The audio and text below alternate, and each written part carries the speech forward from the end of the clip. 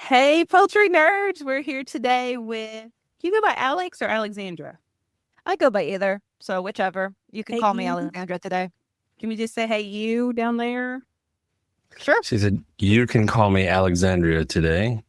We're going to use the whole name. Heck yeah, we'll use all of it. We'll say Mrs. Doss in stellargamebirds.net.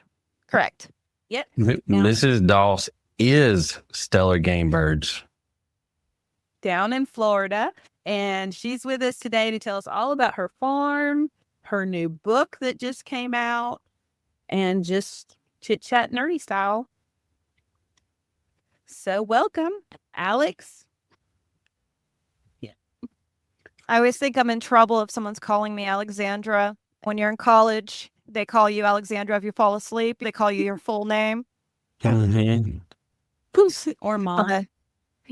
Yeah, it's definitely a pleasure to be here today. I do go by Alex or Alexandra, whichever you want to call me. It's not a huge deal. People call me whatever they want to call me, or the Quail lady. I've been farming for quite some time now. I started farming in where I started Stellar Game Birds Poultry Waterfowl LLC. Beforehand, I was in Oregon in college from 2005 to 2009. It's been 20 years now. Oh, goodness. Are you from Oregon? I am not. I'm actually from Chicago, Illinois. Hang on, pause. Yeah. Where are you now? I'm in Florida. So you went from Chicago to Oregon to Florida. Correct. Okay. Why not? Yeah, why not? Okay, so you go to Oregon for college. Now, I read your first book a while back, so tell us about college. I went to Oregon State University in 2005, in which I majored in animal sciences and pre-vet, the pre-vet option. I added poultry option later down the road, since at that time the poultry department was super, super small. I'm talking about 6 people interested in poultry. But I went in for pre-vet to be a veterinarian, and I fell in love with the animal husbandry, farming aspect to it. The medicine part just didn't really fit well, but I finished up my degree with both of the minors and animal sciences degree in 2009. I keep wanting to say 2029 for some reason because it's been so long ago. But we're not going into the future now. So during my time in college, I got my first quail during avian embryology. His name was Stella. And I basically knew nothing about quail at that time. He was cute.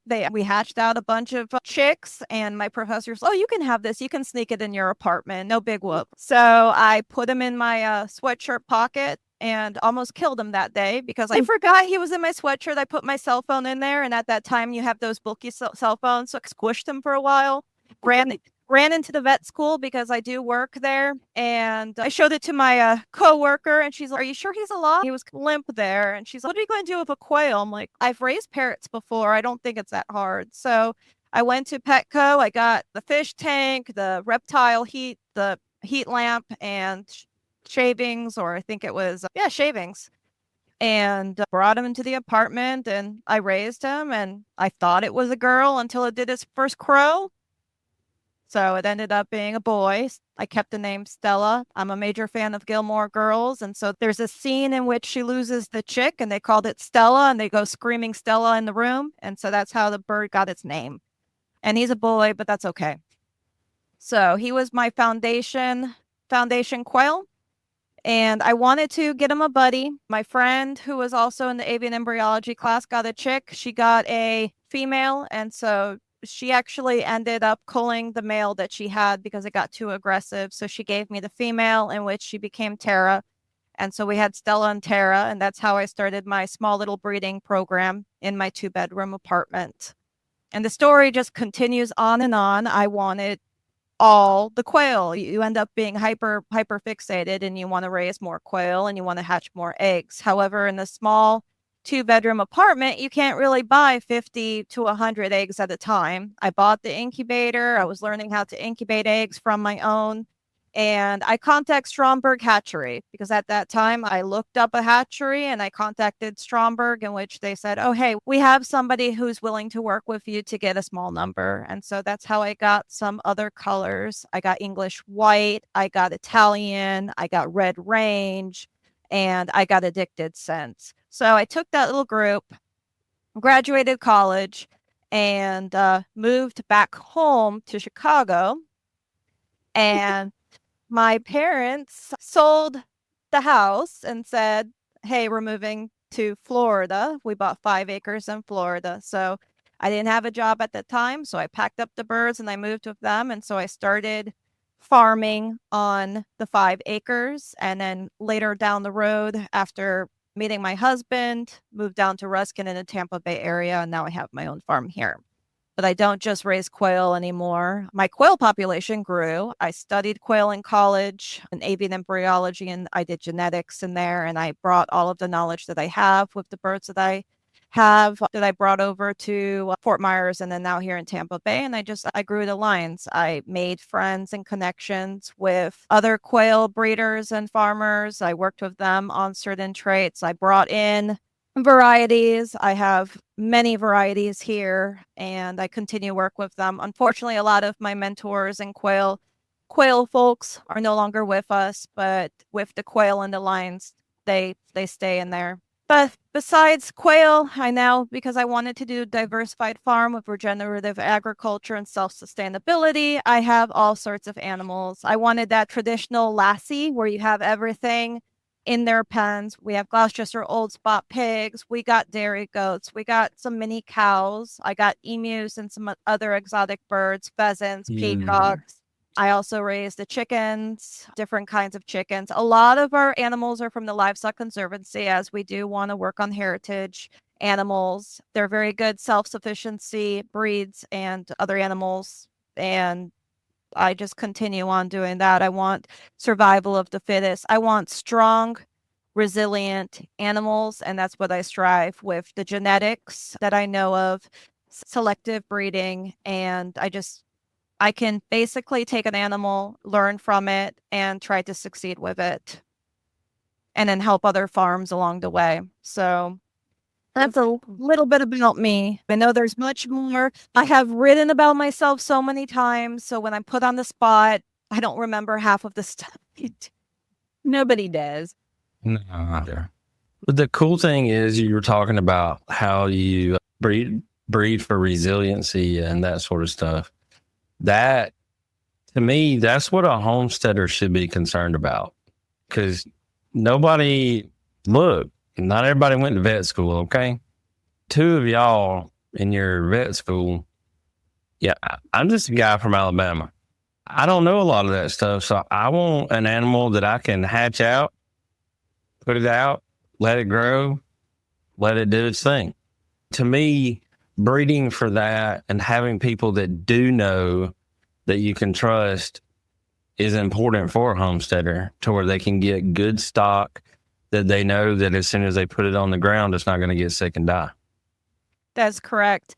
And we do on our website, we do have higher price points. And the reason why is that we do produce quality. And it's very important for people to know that you have quality. It's not going to be a hatchery bird in which you do put it on the ground and in 2 weeks it dies and then they want to blame you for it. These birds have been through a lot. We have birds that have been through 3 or 4 hurricanes and then they just had a direct hit and they still made it. People want to have when they put in their purchase, they want to have something that lives a long time. I'm hoping that people want something that lives a long time. And so that's why I do have a higher price point in my products, but I do also offer mentorship and they never get rid of me. A year later, I'll contact somebody and be like, hey, how are these birds? And they'll be like, oh, something happened. A fox got them. I'm like, why didn't you tell me? Why didn't you communicate to me? And they're like, because if I told the breeder or hatchery, they won't do anything. And I'm like, why don't you come to the farm and let's see what we can do to get your flock going again? And they really appreciate that support. And so they're purchasing my mentorship. They're purchasing my support. that I actually care. I'm an ethical breeder and I only do pre-orders because I want to make sure that they are committed to these animals. I don't want to just give a bunch of people throwaway birds or pigs or dogs at that. I really work hard. I will hold on to goat kids until they're at weaning if they're not feeling comfortable for bottle feeding. I don't want these animals to die. I want them to live on, and I want people to appreciate and understand the quality and the resilience that these animals can bring for their betterment too. You were just telling me when we were talking the other day, because you just got back from a transport route, that aren't you USDA certified to transport across state lines? Yes. Yes, we have a permit. We have a permit that is through USDA. It is, I believe it's animal or animal welfare. It's under the Animal Welfare Act. My apologies. And we are allowed to transport animals across state lines. They still need to have their vet slips. They have to be health checked, and they have to be safely the permits within each state. But we do USDA transport so that we can bring our animals from point A to point B, but we can also help other animal farmers along the way with transporting their animals, because not everything can be shipped. And I don't know about you all, but USPS is not very reliable on chicks and birds, and I really don't want to put something that is so valuable into the post. So I would rather hand deliver them. And I'm glad they finally started mending that today. They started turning away people bringing them chicks because they know the weather's going to be bad and they can't handle it. It doesn't give, if you're starting out with birds and you get a box of dead animals, it's not really a positive feeling, especially if you're not used to culling, if you're not used to the I guess you would say the bad side to homesteading, what you have to do. So I did see that, and I was very happy to see that they're turning people away. It will also show patience. Hopefully it shows more patience and people are more understanding, because animals are not a product that you just get at Walmart. I call it the now generation. I want it now. The Amazon people, same day delivery. Mm-hmm. Yep. So hopefully this shines some light to some people that, hey, these are live critters too. You were talking about that. I just got an email notification across my screen from an angry customer who hasn't got her birds yet. Oh boy. They only grow as fast as they grow. We only have room for so many birds. Definitely. That's not just me. That's you. That's even the big hatcheries. We only have enough room for so many birds. So if you've ordered birds, just be patient, because I'm actually iced in today and can't do anything. So I don't understand that. Like, people will place an order, and then I've had it happen the other day. Somebody called, they placed an order at 2:00 in the morning. Don't take a notion to call the people at 2:00 in the morning and be like, hey, I just placed an order. Because it's not going to get you any favors when it comes time to ship it. We'll just leave that one, because we do the best we can is what I hope what we can do. And you don't know everything that's going on behind the scenes. So. Definitely. One of the services that I do, because not very many people can have roosters in the area. For the past 3 years, instead of straight run, because for, I want to say 10 plus years, it was just straight run. It is what it is. If you pay for it, right? You get what you pay for. I am offering 4 to 8 week old pullets.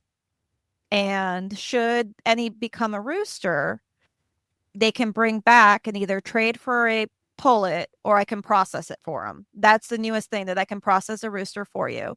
But because they're guaranteed pullets, I try to make the best I can, because sometimes they will look like a pullet until they're 8 months, and then all of a sudden, cock-a-roo-a-doo. I've been offering the 4 to 8 weeks, sometimes a little bit, like we know that olive acres and some other breeds they show their gender a little bit later, but I do offer them the guaranteed pullets so that they can start out right with the animal that they need without having to return or saturate the market with roosters. So I try really hard to give them that specific service. And it's usually the best seller, because people want hens. And so the only way to get a hen is to get a pullet. Now, they won't lay tomorrow. You're still going to have to wait for them to lay, but it still allows them and gives them a peace of mind to get that female bird. And we do that. We do the service with quail, even though the quail cocks don't really make a huge racket. People still think that they're like a rooster, that they'll make that loud noise.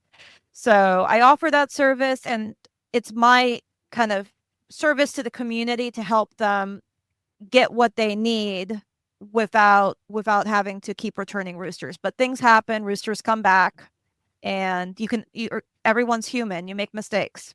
Exactly. Yeah. So tell us about your new book that you have. Oh yes, I recently published an ebook, but it's now a hardcover on Amazon since so many people wanted to print it out, and it's all in color and fancy, and not everybody has a printer, so I did end up having to do a hardcover. But I did write an incubation book for modern incubation techniques, and that has been, I think, out since December. It can be purchased online or Amazon now. And it's basically all of the experiences that I've had, as well as troubleshooting, learning from others. Basically a guide to help you with incubating. We're at this age in time where people want to buy more live birds because they don't have faith in breeders for hatching eggs. And this way, they can purchase those cheaper hatching eggs and have success for incubation.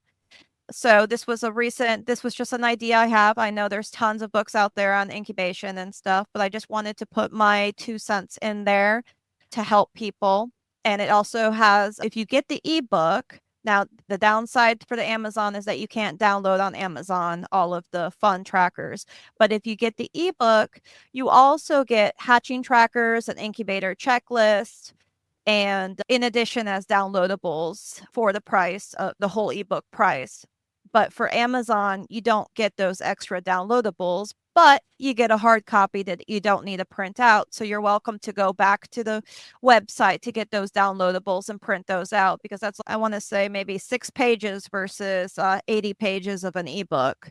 So I wanted to give some options out. If you're in the incubator, in your egg room or incubator house and everything, sometimes you don't want to have your computer with all the dust and everything. You just bring out the book, see where you're at. And the good thing about the book, and it talks about what to do in power outages and hurricanes. And yes, that was a chapter that I wrote by hand because I was out for 2 weeks for power outage when the hurricane hit.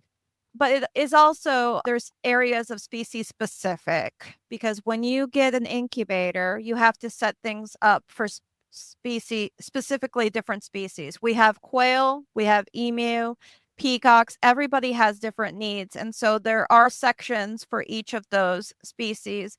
And what's also really awesome about this book is that I took all of the different incubator companies, because there's so many incubator companies, including the off brands, of course, on Amazon. But we have Hatching Time, we have the Dickey's Incubator, GQF. I basically show the pro and cons of each of the incubators, the different models, because you may not want a cabinet, you may just want a tabletop, and where to purchase it. So that was another section that I put in the book, so that it's basically an all-in-one guide to help you succeed in your incubation journey. And it has a little bit of story from me, of course, and some of my flaws and stuff, because we're human, and I want to share the transparency too, that I didn't just get an incubator and had full success. What kind of incubator do you use? I use Dickey's and GQFs. I also have a Brinzea. I want to try the Hatching Time. I just haven't gotten to it yet. Might be one of the trials that I do this year.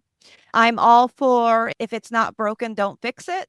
And so I've had these cabinet incubators on and up running for literally 24/7. The only time they were off is when we lost power from the hurricane. So the only things I need to do is change the fans once in a while and the heating elements, which I do in the winter time when it's slower anyways. So they've been really amazing incubators. I really did not I don't have any concerns with them. For me, it's a set it and forget it because I'm so used to incubating. I love the Brinsea. It's easy to clean. It's my only tabletop right now. I'm full on all the cabinets, so I had to I had to turn on the Brinsea, and so I use that. I also have an older incubator, but it's not in service right now. It's a Buckeye incubator, so it's like one of those walk-in incubators. It just needs some parts replaced. It was a ostrich incubator at one time, and you can basically fill it up with thousands of eggs. It's awesome, but it's out of service right now. Hopefully, I can get it running. It's pricey to keep it up and running, and with all of the inflation and increase in prices, it's more cost effective for me to keep the other captive incubators running. I believe at the time when I had it on, the Buckeye would cost an extra $100 a month. It really was pumping. But it was connected to the water, so every time it was overheating, it would spray water in there to cool it down.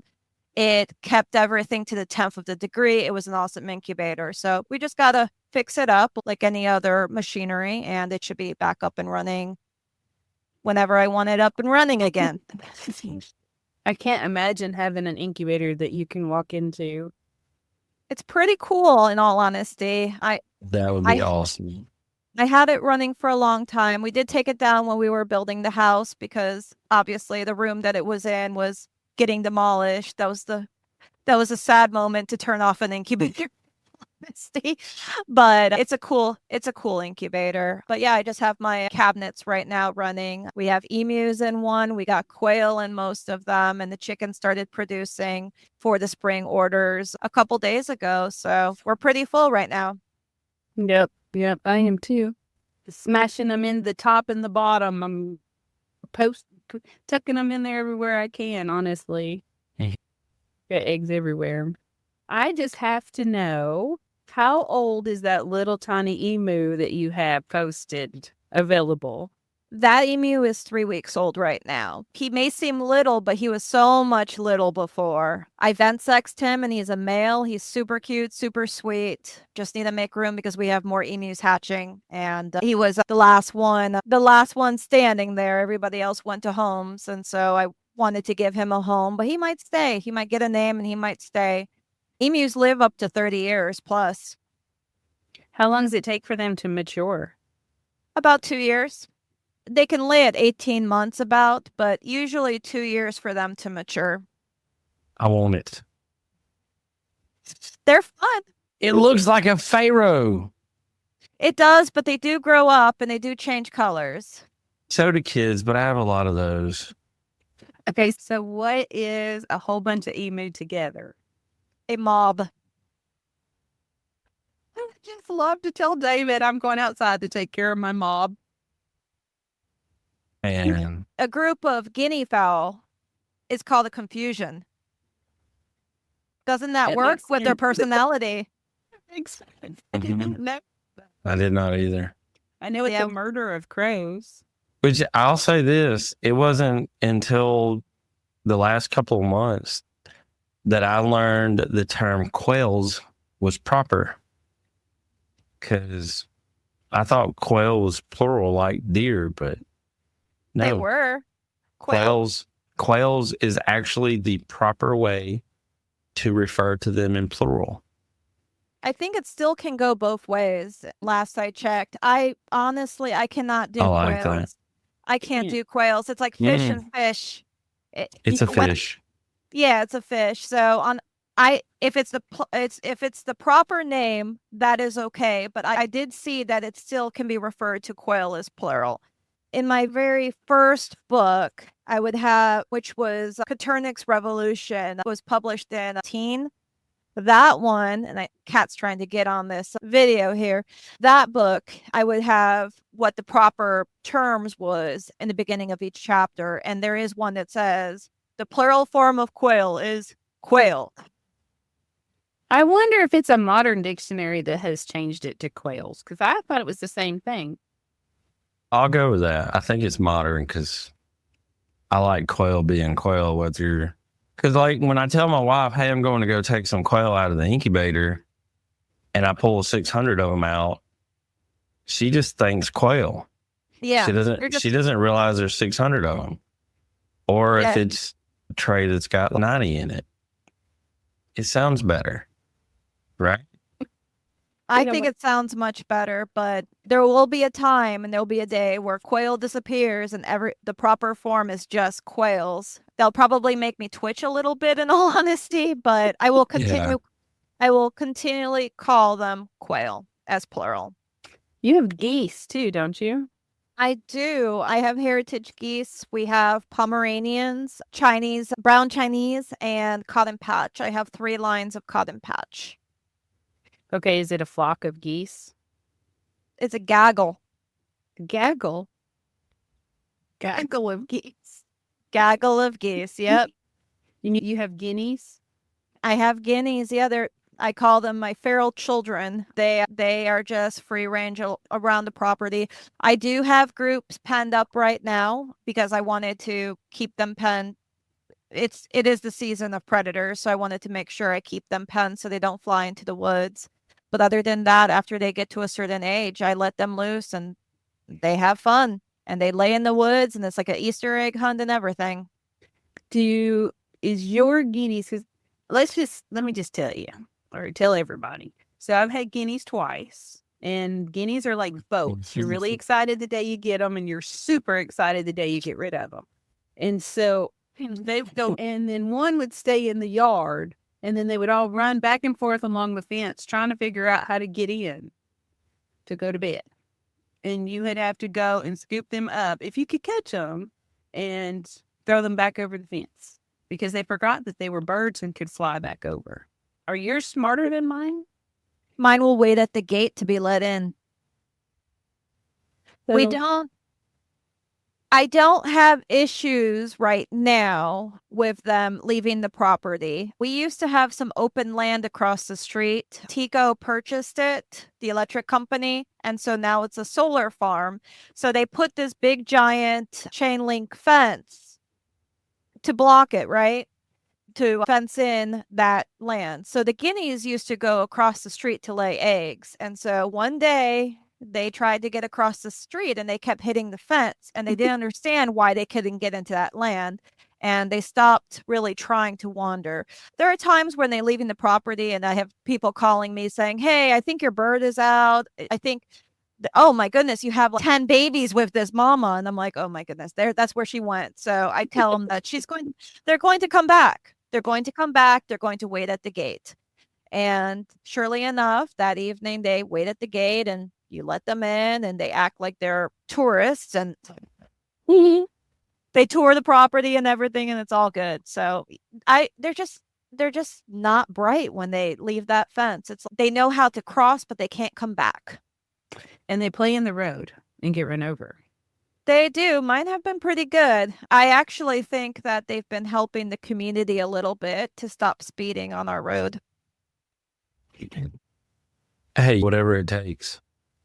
So I had mine, I had dwindled mine down to, I think I had a flock of 6. And I had pinned them up so I could collect their eggs to hatch them. And they were in the pen on the far side of the barn. And it was Christmas morning, I don't know, maybe 3 years ago. And it was like 80 degrees that morning. And so David says, "Let's have breakfast on the deck." So outside we go, and we could not hear each other talking for the guinea screaming. And I kid you not, what is that, Carrie? Maybe 200 feet from my deck to the far side of the barn? Probably. And then the sound would have had to come around the barn toward you. And so I sold the guineas to make him happy. But yes, that was the second time I've sold all my guineas. Yeah, it's one of those love and hate birds. For years, I would just have 7 or 8, and some of them would die off from old age. We had a blind one for some reason, and I was surprised that thing lived for 7, 8 years. But hey, we figured it out. But they would disappear in the woods, and then I eventually just sold them off. And then one day they I guess they just hatched really well, and I ended up with 70 to 80. And so that was my free range flock for a while. And it dwindled down a little bit. And I think we're at 40 right now. And then 40, including the ones that I'm growing out. And that's going to be the next generation. I like them because they eat the ticks. And I haven't seen a tick on a single goat, a single dog, cow, none of the livestock.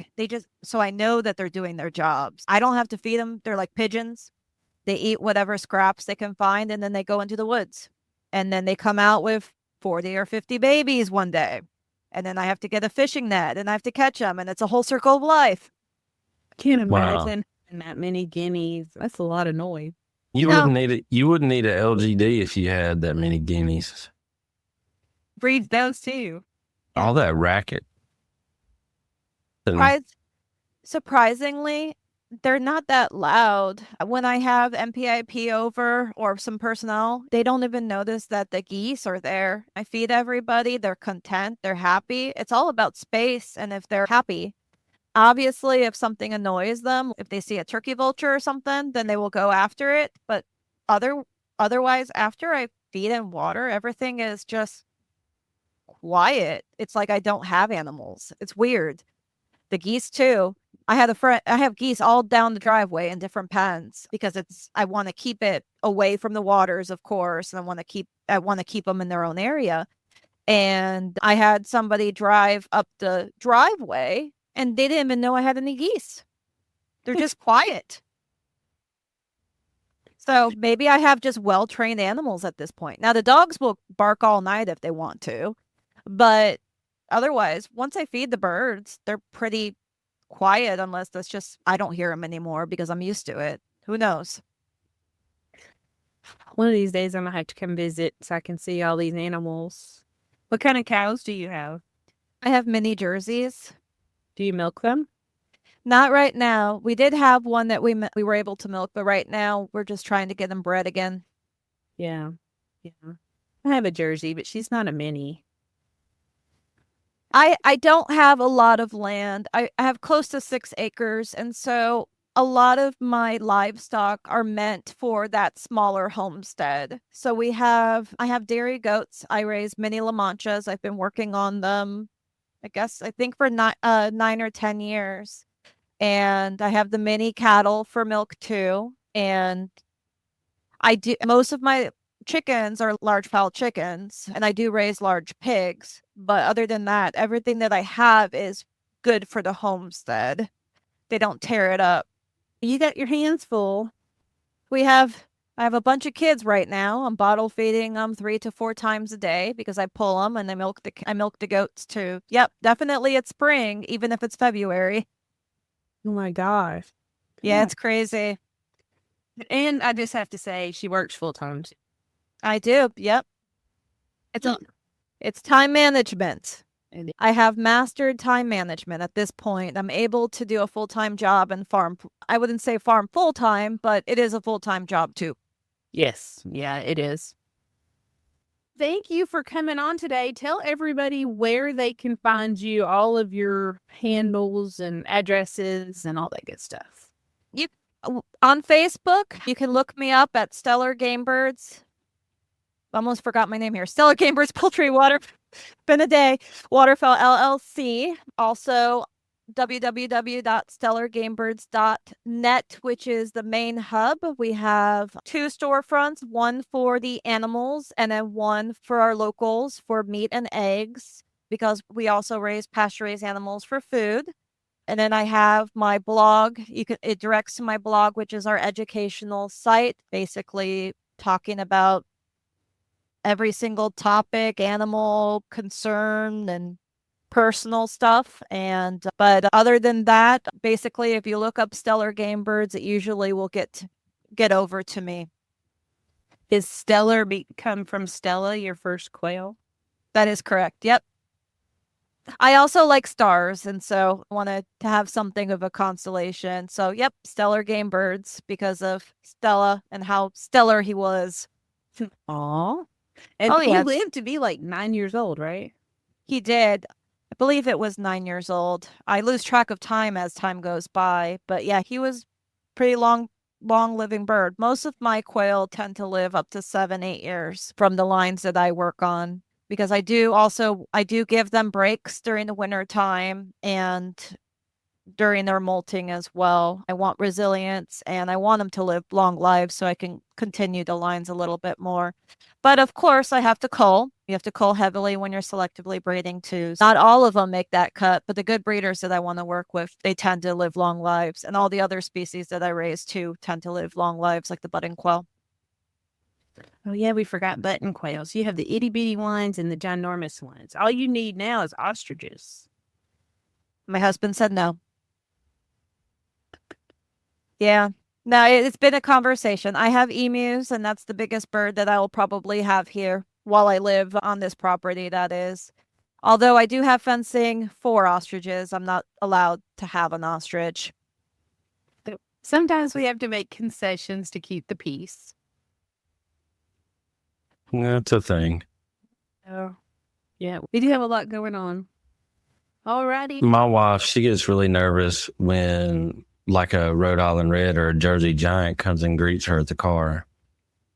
I don't want to know how much trouble I would get into if an emu that was like 5 foot tall came to the car. You know what? I couldn't hide it at that point. What's funny, when we had the hurricane, we had to have the linemen come to fix our power pole. And I have quite a bit of livestock guardian dogs. I breed them, and I'm also training like 4 puppies right now, older puppies. And they were not concerned about the dogs. They were concerned about this weird, we call him Weird Owl because he's super weird, the speckled Sussex extra rooster that was walking around following them. They were more concerned of him than the dogs that were barking at them. Yeah, I've gotten phone calls from Amazon drivers about chicken. I'm like, I'm not home. It's not going to hurt you. Yeah, what is it doing? It was just funny. It's like you have a bunch of dogs that they're big dogs. Don't get me wrong, and they're afraid of this chicken. That is funny. And that rooster is harmless. He's curious about the world. He just follows you around, and then he wonders what you're doing. He's just a weird rooster. He's not a typical rooster at all. I have about probably 8 at this point, just walking around outside at the barn, free ranging. And I have a leak in the barn roof, and I had a guy come out to put a piece of metal on it, and he wouldn't get out of his truck. I mean, because my roosters are not small. And he was like not getting out. So I had to part the sea of Orpington so he could get to the barn. There must be a bunch of evil rooster, evil chicken TikToks out there that just terrifies them. But I'm still laughing at the fact that the dogs were right there. I think there was like 6 dogs, 6 dogs barking at them, and they were worried about one bird. Yeah. So. I mean, it's like they're afraid it's going to find out that they had their cousin for dinner last night or something. I don't know. But yeah, no, people are interesting. That's for sure. Yep. All right. It's been great having you on today. So we're going to wrap it up. Definitely. Thank you for having me. And once again, if you need to find me, www.stellargamebirds.net, or just look up Stellar Game Birds. I'm pretty much everywhere, even on Google. There you go.